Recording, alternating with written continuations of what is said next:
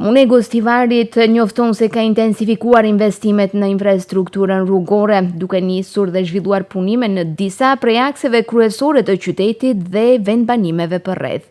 Për sot kanë paralemruar fillimin e punimeve për rikonstruimin e rrugës së Balindollit në segmentin nga Beliçica deri tek shkolla fillore e fshatit.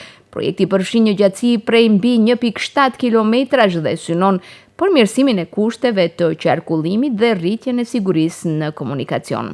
Ndërkohë po vijojnë punimet për rikonstruimin e bulevardit Vëllezri Gjinovski, ku ka nisur faza e asfaltimit. Punimet përfshin segmentin nga rreth rrotullimi në kryqëzimin me rrugën Sede Kostovski deri te rreth rrotullimi pranë qendrës për kulturë. Për shkak të punimeve, trafiku në këtë pjesë zhvillohet me regjim të reduktuar.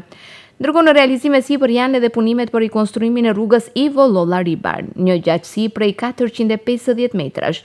Punimet zhvillohen nga kryqëzimi te parku i sheshit pranë ëmbëltores së Rekord deri në kryqëzimin e rrugën Pançe Popovski.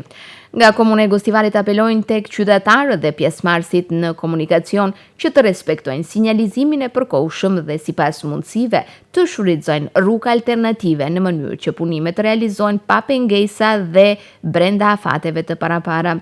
Autoritetet komunale bëjnë të ditur se këto nuk janë projektet e vetme infrastrukturore për këtë periudhë. Edhe disa rrugë të tjera janë planifikuar për rikonstruim dhe pritet që punimet të fillojnë gjatë periudhës në vijim me dinamik të koordinuar me qëllim që të mos rëndohet qarkullimi dhe të shmangen bllokimet e panevojshme në komunikacion.